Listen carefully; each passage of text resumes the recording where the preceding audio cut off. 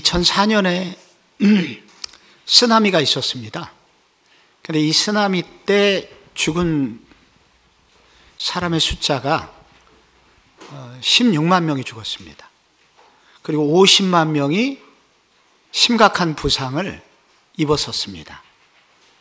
그런데 그 쓰나미가 있은 지 몇 년 후에 2007년에 그 어느 방송국의 위기 탈출 넘버원이라는 그런 그 다큐멘터리를 다루는 그 방송이 있었거든요.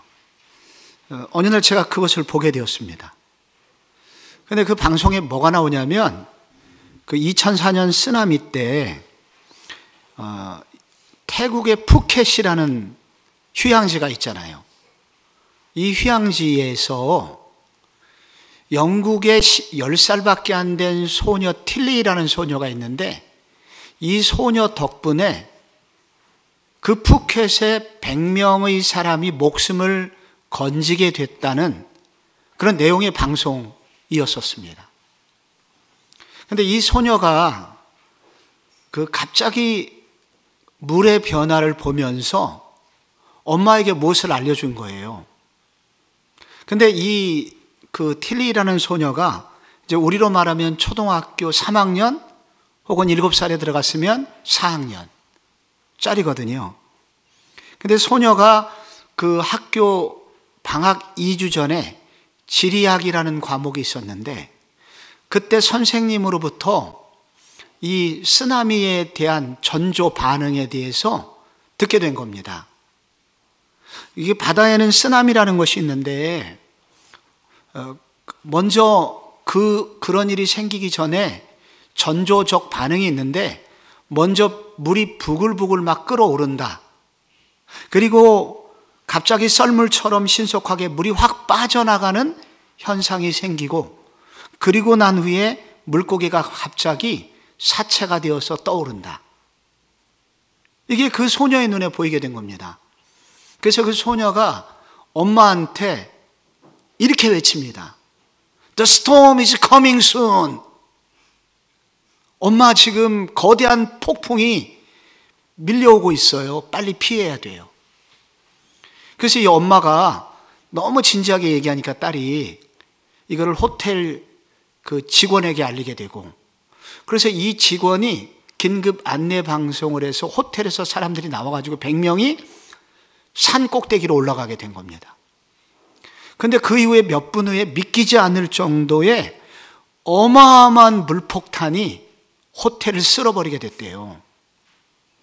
이 쓰나미라고 하는 것이 어느 정도 위력이냐면은 핵무기 수십 개를 터뜨리는 것 같은 강력한 힘을 가지고 있었답니다. 그러니 여러분 50만 명이 65만 명이 죽거나 다쳤겠죠.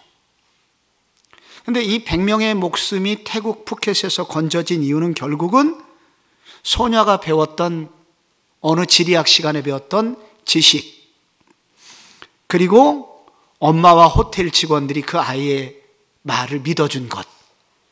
이 지식과 믿음이라는 이 두 가지가 결국은 그들을 살렸다는 겁니다. 진리에 대한 확고한 지식과 그 진리를 믿는 믿음, 이것이 결국은 우리의 삶을 생명으로 인도한다는 것입니다. 예수님의 제자들이 예수님 소천하신 후에 승천하신 후에 예수님의 제자들이 보통은 약 30년 정도 사역하다가 많이 순교당합니다. 이게 AD 60년대 중반이에요. 사도 바울이 AD 65년경에 로마에서 참수형을 당하고 그 비슷한 시기에 사도 베드로도 순교를 당하게 됩니다. 그런데 끝까지 살아남은 사람이 있었죠? 사도 요한이었습니다. 그런데 이 사도 요한이 이제 AD 90년경 혹은 95년경에 죽게 됩니다. 가장 어렸었던 사도 요한이었기에 그렇게 오랫동안 살았어요. 그런데 그 사도가 12사도가 이제 다 죽게 된 이후에 기독교계의 교회들의 고민이 이제 사도들이 눈앞에 없잖아요. 그래서 우리가 믿었던 게 뭐지? 우리는 무엇을 믿고 있지? 하는 그 믿는 것에 대한 정리할 필요를 그들이 느끼게 됩니다. 그리고 그때만이 아니라 여전히 사도들이 죽고 나자 이전에 활개치던 이단들은 더 극성을 부리게 됐습니다. 더 난리를 치게 된 거예요. 그래서 이단들을 분별하기 위해서, 그래서 그들이 AD 120년경에 사도들 다음 시대를 책임졌던 교회 지도자들을 일컬어서 사도 다음에 왔다 그래서 사도를 계승한다고 해서 속사도라고 합니다. 속사도. 그러니까 바로 이제 사도 다음에 다음 시대의 지도자들이죠. 그들에 의해서 AD 120년경에 그들이 무엇을 믿는가? 기독교란 도대체 무엇인가? 우리는 무엇을 믿어야만 되는가? 이런 것들을 만들게 되었는데 그들이 믿는 바를 요약했다고 해서 이거를 신경이라고 합니다.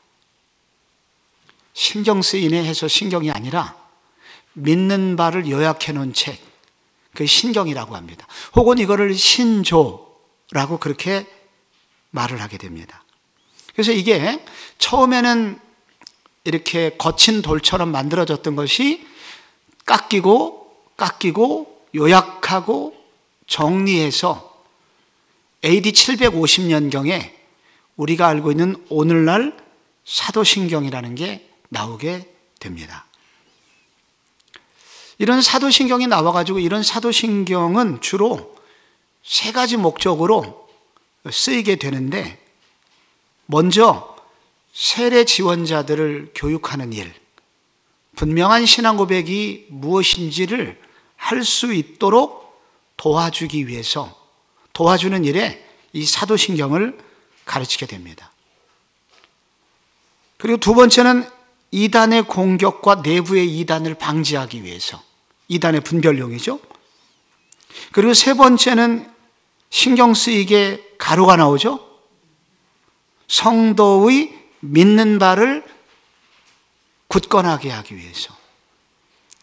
그리고 마지막에는 다음 세대에게 기독교적 세계관을 가르치기 위해서. 우리 모두는 이제 나름대로 다 관점이 있지 않습니까? 그리고 세상에 온갖 잡다한 관점들이 있지 않습니까? 우주의 기원과 목적에 대한 다양한 관점이 있지 않습니까? 사도신경은 성경적 관점을 명확하게 요약을 해 놓아서 우리가 어떤 관점으로 세상을 보아야 되는지에 대하여 알려주는 그러한 교리의 요약이라고 할 수가 있습니다. 이번 학기에 이 사도신경, 칼빈의 기독교 강요에도 사도신경이 해설이 나오고 주기도문의 해설이 나옵니다. 그래서 이제 이번 학기에 저와 여러분이 이제 사도신경을 교리학교에서 배우게 될 예정입니다. 한 거의 10년 전쯤에 특세 때 제가 사도신경을 한번 나눈 적이 있었는데 의외로 반응이 뜨거웠었던 특세였었습니다. 그런데 그것을 이제 좀 더 정리해서 요약해서 이것을 이번 학기에 배우고 나면 이제 이거를 이제 책으로 만들게 됩니다. 이번 학기는 이제 책이라기보다 성경 공부 교재로 만들게 됩니다. 그리고 나서 앞으로 세례 받으시는 분들은 이제 이 교육을 받고 그리고 세례를 받으실 겁니다. 여러분들은 때를 잘 만나셔가지고 이런 교육을 받기 전에 세례를 받으신 것을 매우 축하드립니다. 앞으로는 이제 세례 받기도 힘들게 생겼어요. 이런 교육을 통과하지 않으면 세례를 저는 주지 않을 생각입니다. 왜냐하면 제가 교리를 조금 더 공부를 하다 보니까 이런 세례 받기 전에 이 초대교회와 그리고 교회사 속에서 이렇게 우리가 믿고 있는 바를 가르쳤던 정통 교단에서는 3년을 가르쳤더라고요. 사도신경을 다양하게 해설해 가지고 3년 공부하고 신앙 고백이 확실해야 세례를 줬습니다. 그런데 우리 교회는 3주를 주일 예배 끝나고 공부하고 세례를 주었으니 저 자신도 돌아보고, 물론 그 전에 다양한 교육이 있었지만은 그렇게 세례를 주는 것에 대하여 저도 반성하게 되었습니다. 그런 의미에서 여러분에게 축하도 드리며, 혹은 내가 세례를 이런 기본적인 소양을 받지 않고 세례를 받으셨다면 이번 기회에 이 사도신경을 통해서 우리가 세례 교인으로서 반드시 알아야 되는 사도신경을 좀 더 깊이 이해할 수 있는 그런 시간이 되었으면 좋겠습니다. 놀랍게 많은 분들이 교회가 뭐냐고 그러면 교회가 뭔지를, 교회를 30년 다녔는데도 놀랍게 거의 모르고 있습니다. 놀랍게 몰라요. 그리고 우리가 늘 그렇게 하고 있었던 사도신경이나 주기도문에 대해서 뭘 물으면은 아는 게 없어요. 이정훈 교수라고 있죠? 이정훈 교수가 울산대 법대 그 로스쿨 교수인데 우리 교회에 이제 몇 차례 오셨어요. 근데 그 이정훈 교수가 그 동국대 불교학과를 나오셨고, 그리고 이제 어렸을 때부터 출가를 해가지고 유명한 스님들을 따라다니면서 불교계의 장학생이었었습니다. 머리가 너무 좋아가지고 기독교를 어떻게 하면 무너뜨릴 수 있는지를 연구하는 그 불교계의 반기독교 세력의 주요한 싱크탱크였습니다. 근데 그 사람이 여러분 알다시피 이제 어느 날 기독교 TV를 보다가 설교를 듣다가 머리가 깨지듯이 아파가지고, 그래서 그때 그가 이제 그걸 계기로 회심을 하고 급회심해서 이제는 반대로 기독교를 옹호하는 전사가 되었죠, 오히려. 근데 그분이 바로 대학 때 어디서 공부를 했냐면 여기 옆에 가면 개운사라는 절이 있습니다. 고대와 붙어있는 고대병원 사이길에 개운사 입구에서 자취를 했더라고요. 근데 그때 책을 얼마나 많이 읽었는지 우리가 요즘 공부하고 있는 칼빈의 기독교 강요, 요즘 공부하고 있잖아요, 우리가. 그러니까 이분은 칼빈의 기독교 강요를 비롯해서 우리가 교인이면서도 잘 손대지 않는 엄청난 기독교 서적을 읽었어요. 그래서 이분이 예수님으로부터 어떤 은혜를 딱 받고 회심이 됐을 때 금방 교회가 뭔지, 믿는 바가 뭔지를 알았던 이유는 기독교에 대해서 너무 깊이 공부했었던 거예요. 그게 관점이 확 바뀌니까 순간 그는 모든 것이 깨달아지게 되면서 기독교를 옹호하고 오히려 기독교를 공격하는 다른 종교인들의 공격을 막아내는 일을 하게 된 거예요. 약간 강성이라서 다른 분하고 좀 어울리지 못하는 게 있는 것 같아요. 여러분이 코로나 시기에 우리 교회 몇 차례 오셨는데 금요 기도회 때 우리 교회 청년들하고 대담도 하고, 그래서 결국은 이분이 성북구 전체에 또 교회연합회도 오셔갖고, 그래서 이 코로나 시기에 정말 우리가 어떻게 교회를 지켜야 되는지에 대해서 같이 논의를 했었죠. 근데 제가 대화하면서 좀 창피했던 거, 이분이 뭐라고 그러냐면은 교회에 딱 들어와서 자기는 진지한 고민을 가지고 뭘 좀 배우려고 물어보려고 물어봤는데 놀랍게 교인들이 자기가 알고 있는 기본적인 기초적인 것도 모르더래요. 켈빈의 기독교 강요의 켈빈의 5대 교리에 대해서 좀 더 깊이 알려고 그러는데 교리를 아는 사람이 없어. 그래서 그는 충격을 받았다고 합니다, 자기가. 그래서 한 일이 뭐냐면은, 교회 안에 내가 교회가 뭔지 밖에서 시급하게 막 이렇게 반대 운동을 하고 하는 것보다 더 심각한 것은 교회 안에 있는 사람이 바르게 예수님을 믿을 수 있도록 알려주는 게 더 중요하겠다. 그래서 오히려 교회 안에 있는 사람들을 깨우는 운동을 하고 있어요. 끔찍한 일 아닙니까? 그래서 우리는 사실은 많은 것을 알고 있다고, 알고 있는 것처럼 여기면서 자신은 살아가지만 상당한 부분을 우리가 늘 익숙한 것을 모르면서 교회 생활할 때가 많이 있다는 거예요. 제가 주일날마다 몇 차례 강조하는 것은 우리 한국교회 교인들 툭 치면 2번만 질문하면 다 넘어가더라, 이단에게. 많이도 아니야, 딱 2개 질문하면 다 넘어간대요. 우리가 믿는 바에 대한 분명한 확신이 너무 없는 거예요. 우리가 뭘 믿는지 잘 몰라. 그래서 이 수요일날 이 교리대학이 왜 필요하냐면, 이 교리는 제가 계속 강조합니다마는 뼈대와 같은 것이다. 우리의 그 중추신경을 딱 받쳐주고 있는 척추, 그 다음에 척추를 비롯한 이 나머지 뼈대와 같은 거예요. 건물로 말하면 기둥과 같은 겁니다. 그러니까 이 기둥이 좀 우리 고향말로 시원찮으면 툭 치면 쓰러지는 거예요. 그래서 뼈대를 세우는 이런 일을 계속 해야 되기 때문에 여러분, 우리가 좀 딱딱하죠. 이게 딱딱한 것처럼 느껴집니다. 그러나 뼈가 딱딱해서 이 기둥이 딱딱해야지. 그럼 기둥이 흐물흐물하면 어떻게 되겠습니까? 그래서 교리는 딱딱해야 되는 거예요. 그래서 딱딱하고 견고하게 세워질 때 우리가 여러 도전으로부터도 흔들리지 않는다는 것입니다. 그래서 이게 사도신경이라는 것을 우리가 알고 있는 것 같지만 상당 부분에 대해서 모르고 있을 수가 있어요. 그래서 우리의 믿는 바의 요약입니다, 이것이. 이게 오죽 깊으면 3년을 가리키겠습니까?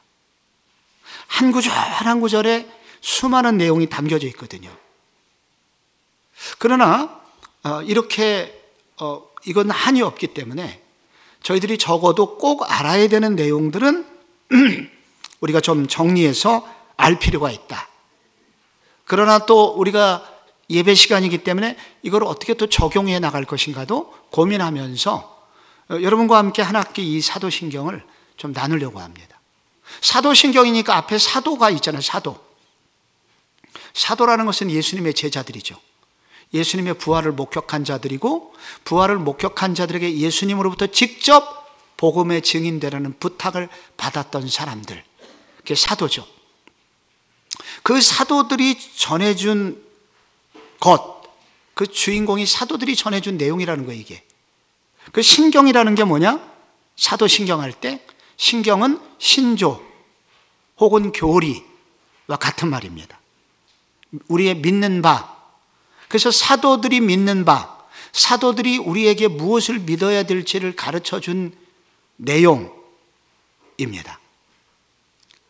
근데 이 사도신경이 맨 처음에 나왔을 땐 초판이 라틴어로, 로마어로 되어 있었습니다.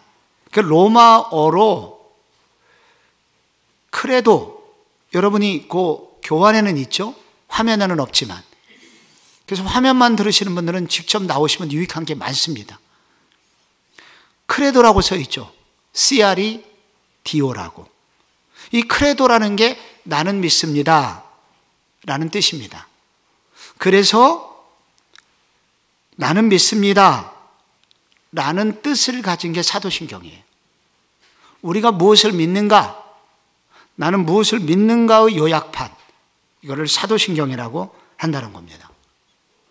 근데 여러분, 이 사도신경의 특징이 있는데, 사도신경은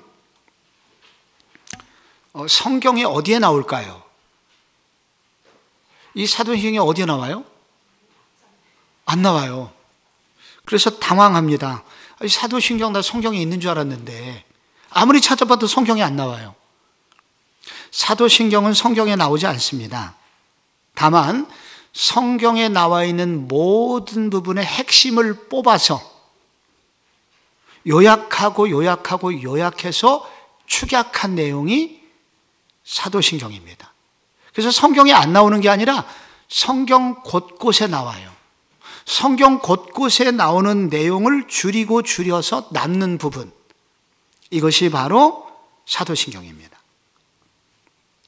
자, 질문 한번, 거기 가로에 질문 한번 답해 보세요. 동그라미인지 가로인지. 그러니까 성경의 한 부분에 기록된 것이다? 아니다. 두 번째, 사도신경은 사도들이 작성한 것이다. 사도들이 작성한 게 아니라 사도시대 이후에 속사도 시대에 만들어졌다 그랬죠? 아니다. 사도신경은 삼위일체적이다. 계속 아니다 하니까 또 아니다 그러면 안 됩니다. 여기는 맞아요. 이거는 삼위일체적이에요. 성부 하나님, 성자 예수님, 성령 하나님을 다루고 있습니다. 사도신경은 모든 내용을 다룬다. 아니다. 이게 선택적으로 요약된 것이기 때문에 사탄론이라든지 천사론이라든지 이런 건 없잖아요. 그래서 모든 내용을 다룬 것은 아니다. 그래서 이 사도신경의 이런 특징을 저희들이 알고 이제 공부를 해야 되는데, 사도신경은 내용이 12가지입니다. 12가지 내용 중에 맨 첫 번째 앞부분이 성부 하나님에 관해서 내용이 하나 나오고요. 2부, 그 1부고 2부에 성자 예수님, 두 번째부터 7번째까지가 예수님에 관한 거고요. 그리고 세 번째 3부에 8번째부터 12번째까지 성령 하나님이 나오고 동시에 교회가 나옵니다. 성령과 교회가 함께 나온다. 그래서 여러분이 한번 머릿속에 사도신경이 여러분 어떻게 구조가 잡혔는지 머릿속에 한번 정리해 보세요. 첫째 1번이 뭐예요? 성부 하나님. 그 다음에 2번에서 7번까지 성자 예수님. 그 다음에 8번에서 12번까지 성령 하나님과 교회에 대해서 이렇게 12가지의 내용을 다루고 있다는 것입니다. 이번 사도신경은 하나씩 하기 때문에 시간이 길지는 않을 예정입니다. 수요 예배 여러분이 딱 기대하는 정도로 끝날 예정인데, 그래서 오늘은 그 개요와 함께 첫 번째 신경의 첫 번째 내용을 함께 다루고자 합니다. 첫 번째 우리가 사도신경을 딱 시작하면은 어떻게 시작해요? 전능하사 천지를 만드신 하나님 아버지를 내가 믿사오며. 여기서 전능하사 천지를 만드신 하나님 아버지를 내가 믿사오며가 나옵니다. 그래서 우리 이곳은 두 개를 좀 끊어서 묵상할 필요가 있어요. 먼저 전능하사 천지를 만드신 하나님이 하나가 나오고, 두 번째 아버지, 하나님 아버지가 나옵니다.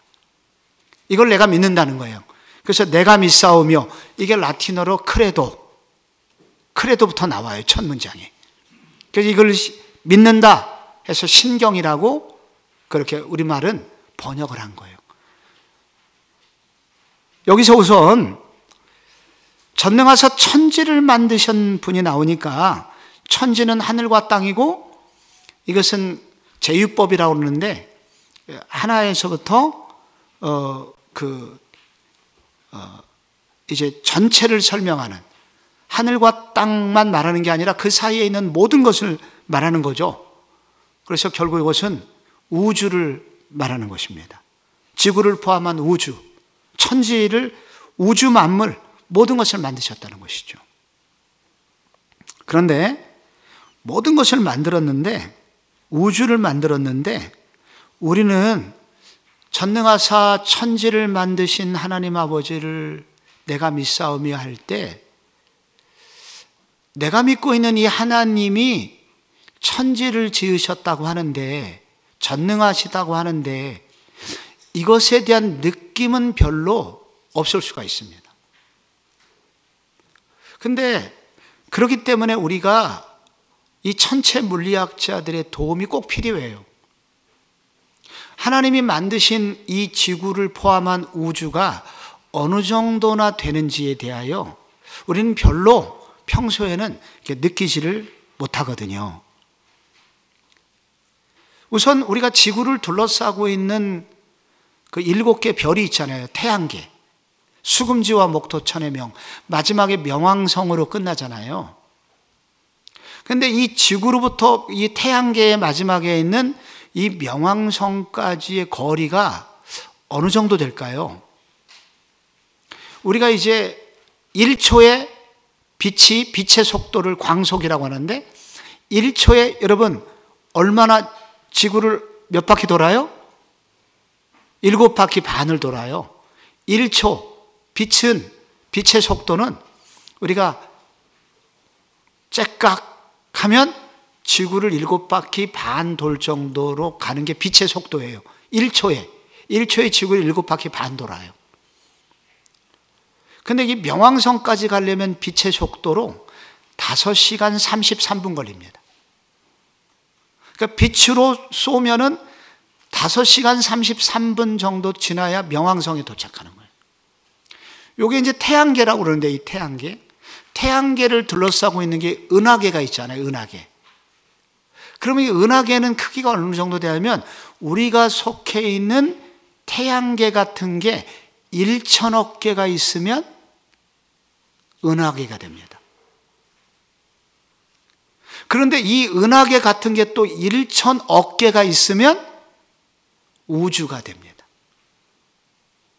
그래서 이 지구에서 망원경 가장 멀리 있는 별까지 가려면은 300억 광년이 걸립니다. 이거를 10의 23승 정도라고 과학자들이 말을 하는데 이건 이게 수학으로는 이해가 안 되는 거죠. 그러니까 1년, 2년도 아니고 이거를 억년인데 300억 광년 정도에 가야 되니까 도대체 이 우주가 얼마나 큰지 우리는 이제 상상하기가 좀 힘듭니다. 전능하사 천지를 만드신 하나님 아버지를 내가 믿사오며 할 때 바로 하나님이 만드신 그 우주는 이런 정도 하나님이시고 스케일이 하나님이 이 정도의 스케일이기 때문에 어느 정도 능력이 있느냐 우리 주님이 이 정도의 능력을 가지고 계시다는 거예요. 그래서 이것을 우리가 신뢰해야 된다는 거예요. 그분의 위대하심이 어느 정도인지를 알아야 된다는 겁니다. 그런데 오직 지구에만 생명체가 있는 거예요. 이 광활한 우주에.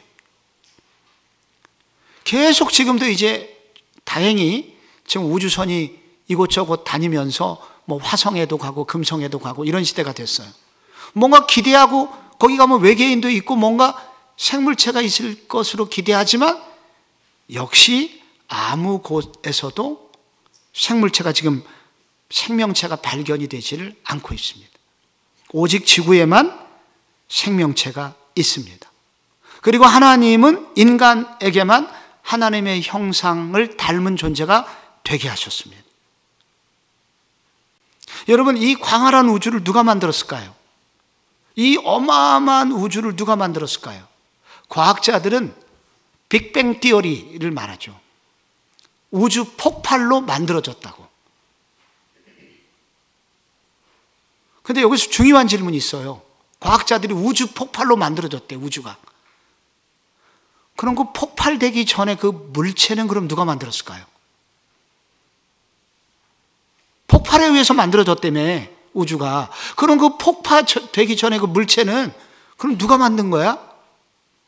글쎄, 아무도 답을 못 합니다. 과학자들 아무도 답을 못 해요. 그러면 둘 중에 하나밖에 없는 거예요. 그걸 누가 만들었을까요? 하나님이 만들었던지 그 다음엔 모른다. 둘 중에 하나밖에 없어요, 답은. 아무도 대답을 하고 있지만 않고 있습니다. 그런데 이것에 대해서 자신 있게 말하고 있는 다른 종교의 경전이 없어요. 우주의 기원에 대해서. 성경만 자신 있게 말합니다. 태초에 하나님이 천지를 창조하시니라 그렇게 말하고 있습니다. 제가 인터넷 보니까 리더스 다이제스트 있잖아요. 미국의 유명한 잡지. 여기서 어느 과학자가 자기가 하나님을 믿게 된 그런 우주를 연구하다가 하나님을 믿게 된 10가지 이유를 쭉 기록을 해놨더라고요. 한두 가지만 소개를 하면은, 지구는 시간당 1600km를 돈대요. 1시간에. 지금 지구가 우리 모르는 사이에 막 자전을 하잖아요. 이렇게 공전을 하고. 근데 만약에 지구가 1시간당 160km만 돈다면 무슨 일이 생기냐면, 낮에는 타 죽고 밤에는 얼어 죽는답니다.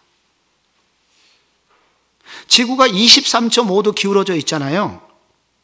이것 때문에 사계절이 있다는 얘기를 우리가 공부를 했었습니다. 근데 만약에 누군가 23.5도 기우는 게 좀 안 좋다, 똑바로 세우자, 그러면은 우리는 하루에 2번 물에 잠기게 되고, 그 다음에 대양 수증기가 증발을 해갖고 남과 북이 얼음 덩어리가 된다고 합니다. 그래서 이게 너무 신비하고 정교하게 만들어졌다는 거예요. 이게 어떻게 만들어졌을까? 많은 이제 소위 말하는 이 비신자들의, 그리고 기독교를 공격하는 자들이 이 창조론에 반대되는 많은 이론들을 내놓고 있죠.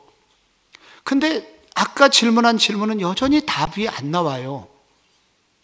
그래서 그냥 그들은 빅뱅 이론으로 갑자기 확 벼락을 맞아갖고 바위가 딱 깨지면서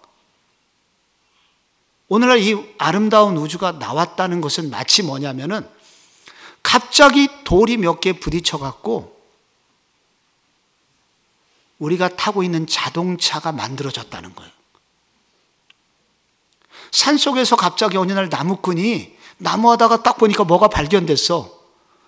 보니까 시계야, 시계. 우연히 발견한 거예요. 근데 이 시계가 그냥 세월의 흐름 속에서 깎여갖고 놀라운 톱니바퀴가 2개가 정교하게 돌아가고 초침과 분침이 시간마다 찰칵찰칵 돌아가는, 이게 그렇게 자연의 흐름 속에서 깎이고 깨지고 하면서 그렇게 만들어졌다고 믿는 거하고 똑같은 거예요. 그래서 우리 기독교 변증학자들이 자주 이런 예를 들고 있습니다.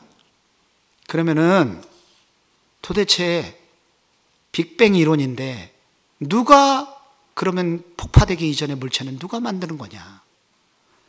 여전히 아무런 답을 하고 있지 않다. 성경만이 답을 하고 있다. 전능하사 천지를 만드신 하나님 아버지를 나는 믿습니다. 라고 말합니다. 그래서 이 성경에 많은 이제 성경을 기록한 믿음의 사람들이 그런 고백을 하죠. 우리가 요즘 많이 찬양하는 시편 147편 4절에도 그가 별들의 수요를 세시고 그것들을 다 이름대로 부르시는도다. 이게 요즘 우리가 부르고 있는 비준비하시니 시편 147편이에요. 예루살렘아 예루살렘아, 우리가 부르고 있는 찬양에 그 구절 바로 앞에 나오는 거. 그가 별들의 수요를 세시고 그것들을 다 이름대로 부르시는도다. 별이 얼마나 많은지 300억 광년 가야 될 사이에 어마어마한 별들이 있는데, 우리 하나님은 그 별들을 만드셨고 별들의 수요를 세시고 그 이름들을 다 부르시는 분이다. 그런 분이시기 때문에 바로 우리 한 사람 한 사람의 이름을 알고 계시고 처지를 알고 계신 분이시다 라고 고백을 하고 있는 것입니다. 에베소서 2장 10절에 우리가 사랑하는 구절 거기 나옵니다. 우리는 그의 만드신 바라.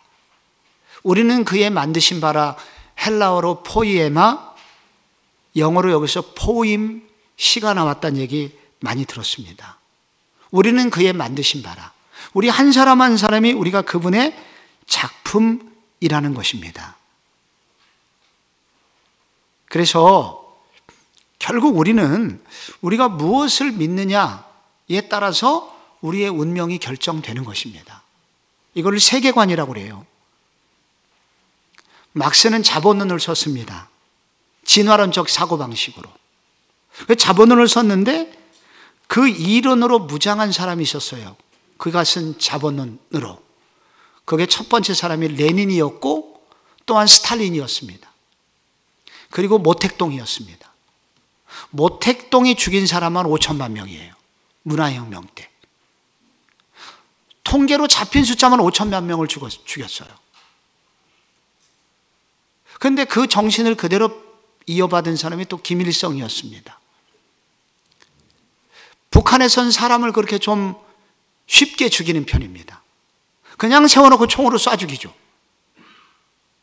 요거를 다 뭐라고 그래요? 진화론적 사고방식을 가지고 있는 사람은 인간을 물질로 보기 때문에, 물질의 일부로 보기 때문에 인간이 그렇게 소중하지 않습니다. 무엇을 믿는 바가 결국은 세계관이고 그 세계관에 따라서 우리의 행동은 나오는 것입니다. 그런데 하나님의 자녀들은 하나님을 믿어요. 전능하사 천지를 만드신 하나님 아버지를 내가 믿사오니. 그래서 이 사람들이 다 하나님을 닮아가요, 점점. 그래서 교회, 이 하나님을 믿는 사람들이 가는 곳마다 생긴 것이 뭐냐면은 첫째 학교가 생기고요. 둘째 병원이 생깁니다. 그래서 하나님을 믿는 사람들 속에는 항상 이 두 가지가 따라다니면서 사람이 막 살려지는 일들이 계속 진행되고 있습니다. 왜냐하면 그들이 믿는 바가 바로 전능하신 하나님이시기 때문입니다. 그런데 이게 하나 더 생각해야 될 게 전능하사 천지를 만드신 하나님이 나오고 그분이 우리 아버지라는 것입니다. 아버지. 아버지에 관해서는 드릴 말씀이 별로 없습니다. 다 알고 있어서. 다만 저는 오늘 이 말씀을 다시 꺼내면서 아버지가 보고 싶었습니다. 돌아가신 저희 아버지가 오늘 많이 그리웠습니다. 우리 아버지는 충청남도 지방 공무원이셨습니다. 그래서 군청에서 이제 근무를 하셨습니다. 그런데 제가 초등학교 5학년 때 산골에서 서울로 전학을 왔거든요. 근데 이제 초등학교 5학년 때 그래도 그 시골 촌놈들이 친구가 서울 간다고 송별회라는 걸 해줬어요. 그러면서 나는 모두의 부러움을 사면서 서울로 유학을 오게 된 거예요. 근데 와보니까 문제가 생겼습니다. 서류를 들고 초등학교 교무실 찾아갔는데 수업 일수가 모자라다고 학교에서 받아주질 않는 거예요. 너무 무서웠습니다. 그래서 거기를 못 가고 그 옆에 있는 학교에 또 찾아갔습니다. 받아달라고. 저 이제 당시에 우리 누님이 있어가지고 21살짜리 누님을 앞세워서 학교를 갔는데 또 거절당하는 거예요. 길은 하나밖에 없었습니다. 시골로 돌아가는 길이었습니다. 근데 제가 송별회를 받고 영광스럽게 왔잖아요. 그러니까 못 돌아가겠는 거예요. 너무 창피한 거예요. 잠을 못 잤습니다. 그 어린 나이에. 근데 저희 아버지가 오신 거예요.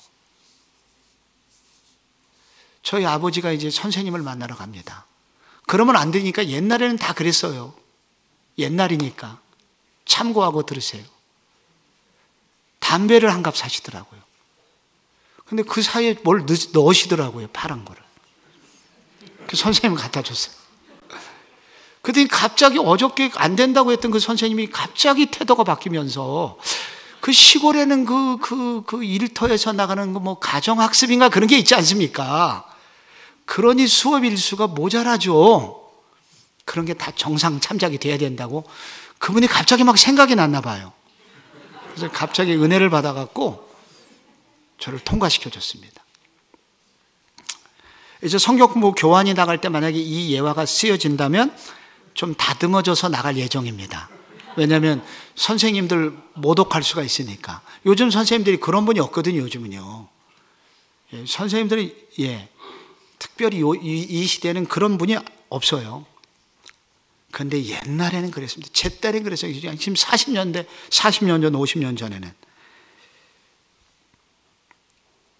그래서 저는 아버지가 보고 싶었습니다. 오늘. 여러분도 누군가의 그 아버지의 딸이 계시고 아버지의 아들이 여기 계시죠. 여러분의 아버지도 그러셨을 거예요. 그리고 우리 모두 여기 계신 분이 또 누군가의 또 아버지이시기도 하죠. 아버지는 그런 분입니다. 근데 이 놀라운 것은 이 아버지가 이런 능력을 가지고 계신데 시골에 그냥 군청에서 일하시는 공무원 정도가 아니라 이렇게 온 우주를 만드신 분이 우리 아버지시라는 거예요. 이게 놀라운 거예요. 그래서 이 전능하사 천지를 만드신 하나님 아버지를 내가 믿사오며 할 때 이 구절을 객관적으로 아는 것만으로는 충분하지 않아요. 객관적으로 내가 이걸 알고 있다 내용을 그건 충분하지 않아요. 이게 사도신경이 만들어진 의도가 아니에요. 전능하사 천지를 만드신 그 하나님 아버지가 네 아버지가 되었으면 좋겠다. 사도신경은 그것을 원하는 거예요. 네 아버지가 되고 그 전능하신 하나님이 네 하나님이 되게 해라. 그게 믿는다는 뜻이에요. 전능하사 천지를 만드신 하나님 아버지를 내가 믿사오며. 그래서 이게 믿음이라는 것은 안다는 게 아니잖아요. 경험적 알미잖아요. 이게 그런 하나님이 네 하나님이 되어라. 전능하사 천지를 만드신 하나님을 내가 믿사오며 그렇게 해야 된다는 거예요. 그럼 어떻게 알 수 있을까요? 이 하나님을. 여러분은 어떻게 그 하나님이 내 하나님이라는 것을 여러분이 정말로 경험적으로 알 수 있을까요? 성경에는 많은 방법이 있는데 하나님이 이것을 언제 우리에게 경험시켜 주냐면 기도하는 사람들에게 이렇게 알려주신다고 합니다. 기도할 때. 그 전능하사 천지를 만드신 하나님을 향하여 기도할 때 그 하나님이 이런 하나님이시구나 하는 것을 경험적으로 알게 해주신다는 거예요. 그것이 성경의 내용입니다. 그래서 그 아버지에 관한 이 구절에 그 마태복음 7장에 이런 게 있어요. 구하라 그러면 너에게 주실 것이요 찾으라 그리하면 찾을 것이요 문을 두드리라 그러면 열릴 것이다. 알고 있죠 그거를. 그 내용 중에 9절에 무슨 얘기가 나오냐면 너희 중에 누가 아들이 떡을 달라 하는데 돌을 주며 생선을 달라 하는데 뱀을 줄 사람이 있겠느냐. 너희가 간 자라도 좋은 것으로 자식에게 줄 줄 알거든 하물며 하늘에 계신 너희 아버지께서 구하는 자에게 좋은 것으로 주시지 않겠느냐. 여기 아버지가 나와요. 그래서 이 아버지를 알려면 바로 구하라 그러면 너에게 주실 것이요 찾으라 그러면 찾을 것이요 문을 두드려라 너에게 열릴 것이다. 이런 과정을 통해서 하나님 아버지가 우리 아버지심을 알게 된다는 거예요. 여러분 존 비비어라는 미국의 이제 베스트셀러 작가가 있습니다. 뭐 신앙이 조금 다른 면이 있긴 하지만 일반적으로 유익한 책이 많아요. 많은 책이 나왔습니다. 뭐 존중이라는 책부터 시작해갖고 수십 권의 저서가 있습니다. 그런데 이분의 책을 읽다 보니까 이런 대목이 나오더라고요. 아프리카 부흥 집회를 간 거예요. 이분이 너무 유명해져갖고 말씀을 전하고 나서 기도회를 인도했는데 그 집회가 끝났는데도 어느 부인이 아기를 안고 집회를 떠나지 않는 거예요. 막 그러면서 싱글벙글 막 웃고 있는 거예요.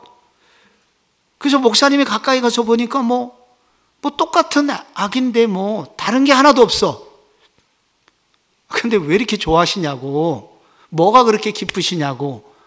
그때 이 아프리카 흑인 자매가 하는 말이, 목사님, 요 집회하기 전에, 기도하기 전에 우리 아이의 눈은 하나밖에 없었습니다. 그런데 기도 끝나고 나니까 눈이 2개가 생긴 거예요. 2개가 된 거예요. 하나가 생겨가지고. 그래서 아프리카의 많은 풍토병, 에이즈 뭐 이런 것 때문에 아이가 그렇게 기형으로 태어났었는데 기도하고 나니까 눈이 하나가 더 생겨서 정상화가 된 거예요. 그러니 제가 어찌하니 울 수 있겠습니까? 내가 어찌하니 웃지 않을 수 있겠습니까? 라고 이야기를 하는 내용이, 그 구체적인 장소와 이런 것까지 그 책에 기록이 되어 있습니다. 그 자매가 만난 하나님, 전능하신 하나님이죠. 창조주 하나님이시죠. 그 하나님을 이 자매는 만나게 됐습니다. 구하라, 그러면 너희에게 주실 것이고, 찾으라, 그럼 너희가 찾을 것이고, 문을 두들려라, 너희가 열릴 것이다.